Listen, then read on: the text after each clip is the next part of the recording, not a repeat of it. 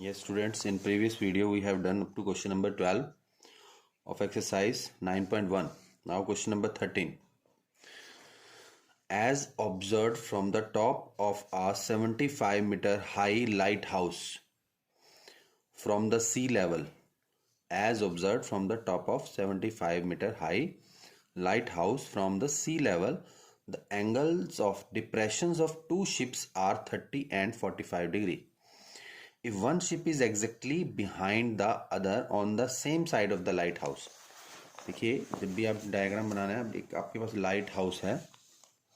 Late this is a light house, this is the sea level and this is a light house A B and two ships are on the same side of the light house. देखिए अगर on the opposite side बोलता तो एक ship इधर एक ship इधर होता, but on the same side एक शिप मान लीजिए सी है, दूसरा शिप डी है. एंगल ऑफ डिप्रेशंस, यहाँ देखिए the angles of depression of two ships are 30 and 45 degree. तो दोनों शिप्स का एक एंगल ऑफ डिप्रेशन के लिए एक पैरेलल लाइन ऊपर बनाइए. एक शिप का जो एंगल ऑफ डिप्रेशन है वो 30 डिग्री है, दूसरे शिप का एंगल ऑफ डिप्रेशन 45 डिग्री है. एंगल ऑफ डिप्रेशन ये 30 बनेगा और ये 45. जब ऊपर से नीचे देखेंगे हम, we got two triangles, right triangles BAD and BAC. So you have to find out distance between the two ships. So very simple, height of the lighthouse is 75 meter. Now थोड़ा लिख लेंगे, let AB is equal to 75 meter is the lighthouse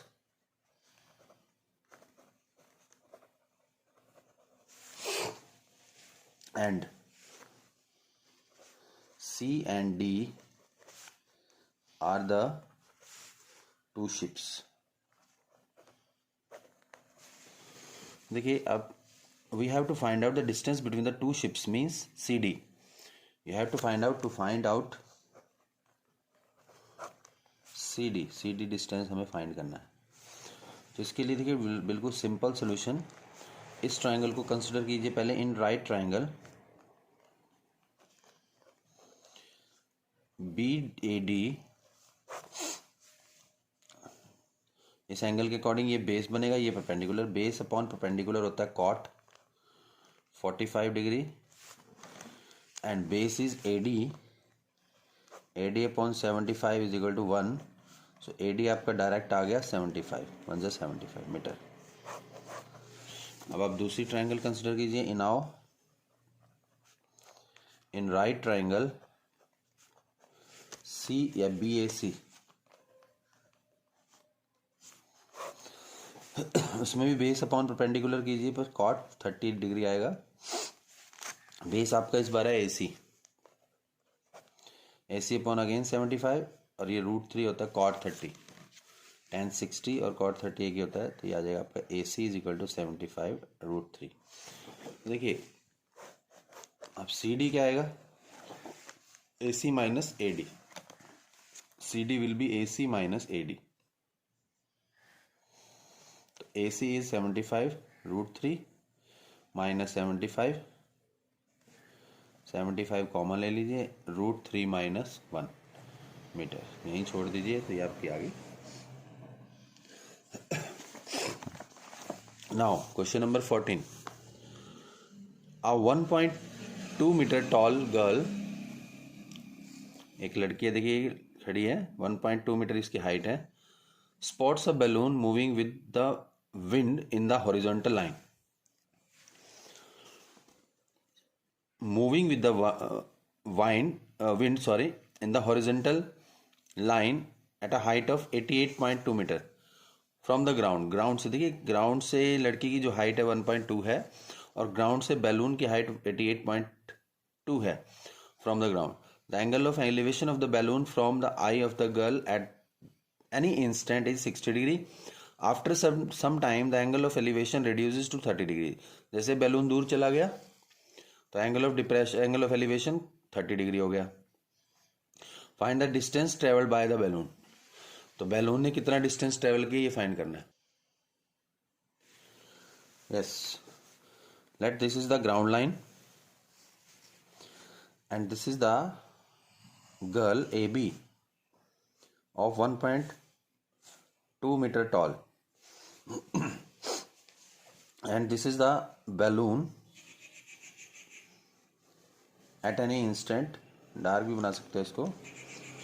PQ is the balloon at any instant and angle of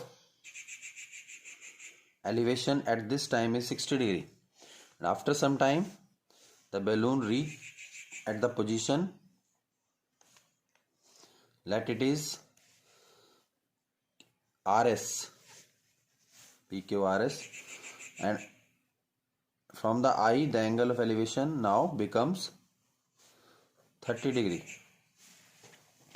So these are the two right triangles. इसको आप नाम लीजिए C और D. तो BCQ and BDS, these are two right triangles.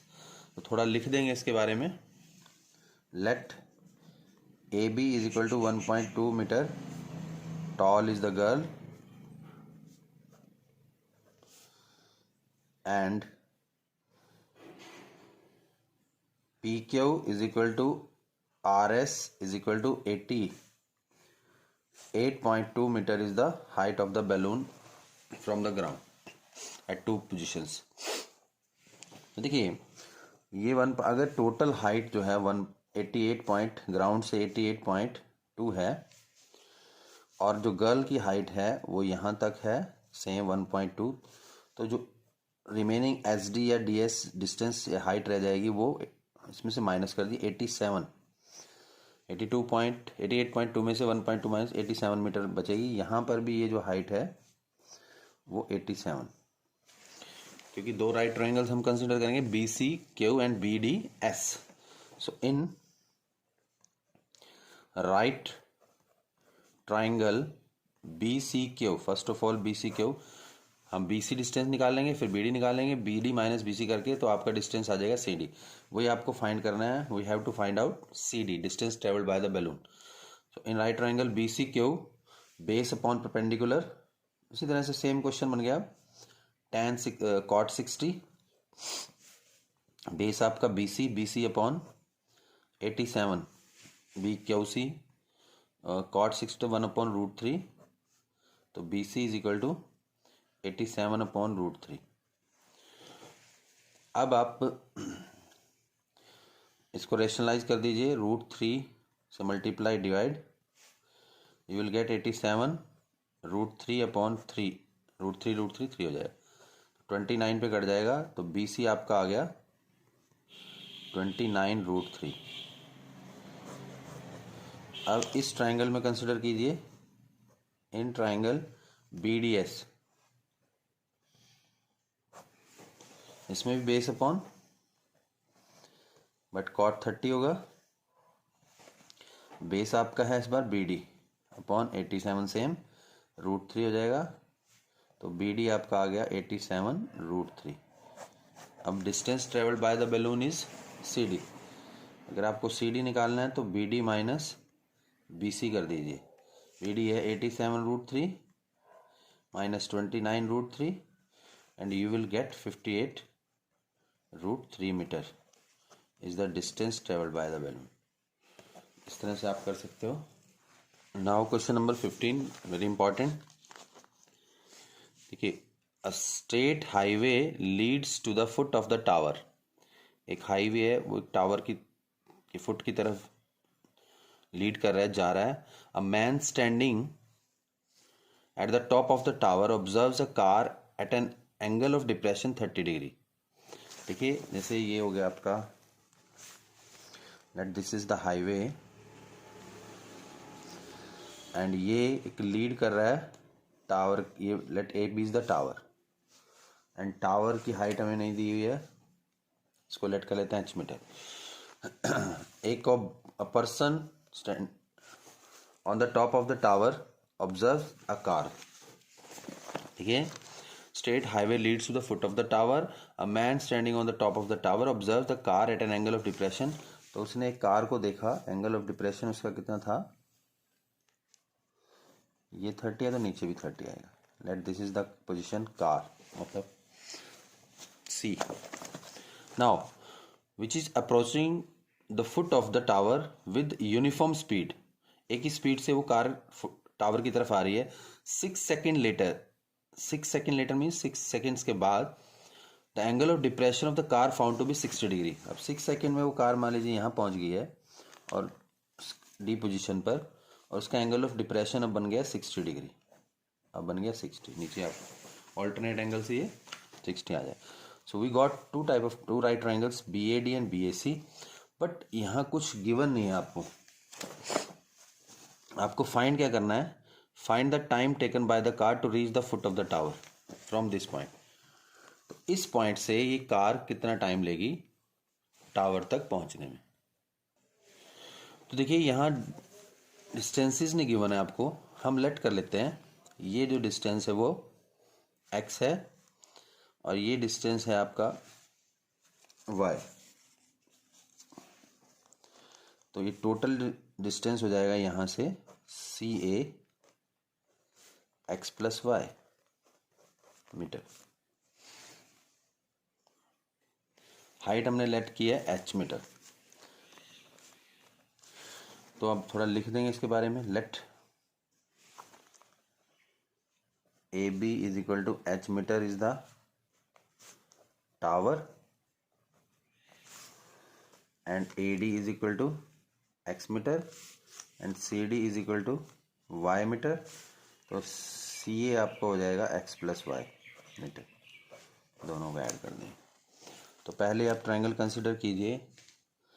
In triangle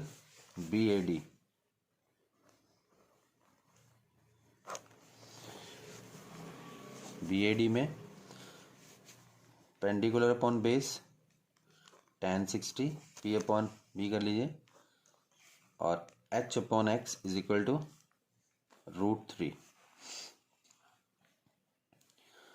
H आपका आ गया √3x.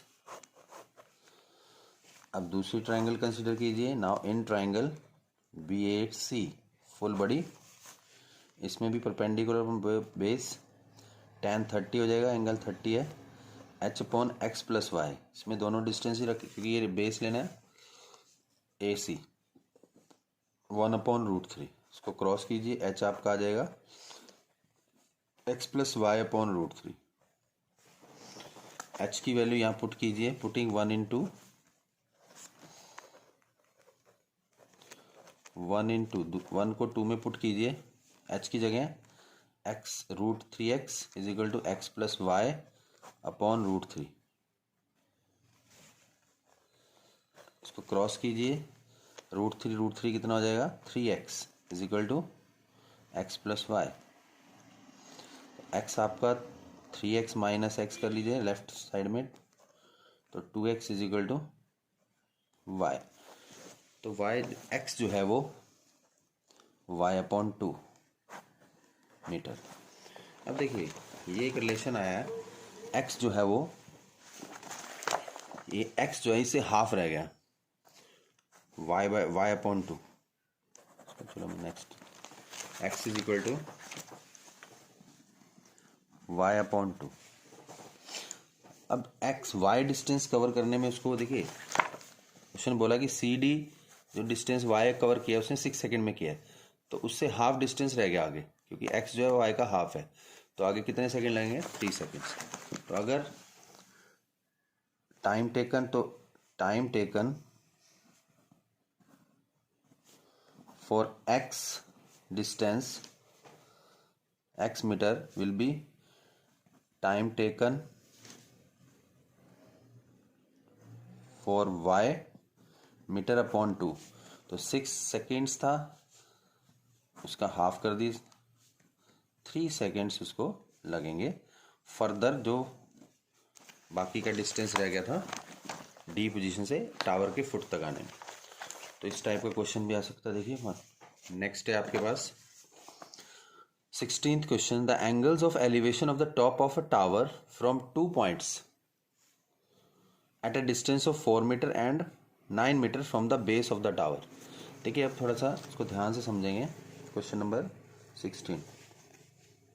Let this is the ground line and this is the tower AB. Let its height is,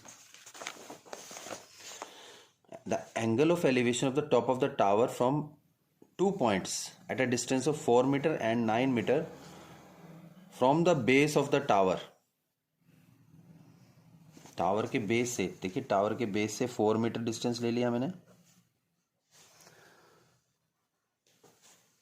Let this is C point at a distance of 4 meter and this is D point. Base से ही distance, इसके base से ही इसका distance 9 metre है. तो angle of elevations जो हैं, मान लीजिए इसका एंगल ऑफ एलिवेशन थीटा है. इसने बोला देखिए, the angles of elevation of the top of a tower from 2 points at a distance of 4 meter and 9 meter from the base of the tower. इस टावर के बेस से जो 2 point हैं उससे जो एंगल ऑफ एलिवेशन चेक हुआ है, and in the same straight line with it are complementary. मतलब ये जो एंगल ऑफ एलिवेशन है वो कॉम्प्लीमेंट्री है. कॉम्प्लीमेंट्री एंगल्स क्या होते हैं? जिसमें दोनों का सम 90. अगर एक एंगल थीटा है तो दूसरा 90 माइनस थीटा होगा.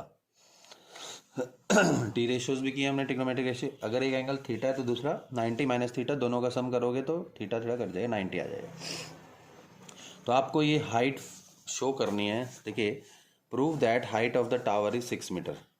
Height of the tower is 6 meter. ये हाइट प्रूव करनी है कि 6 मीटर है इसकी. तो आप लिख लीजिए, late AB is equal to h meter is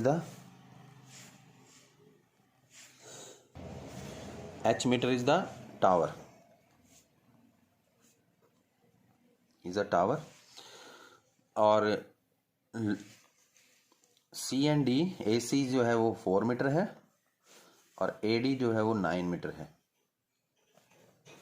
2 points हैं.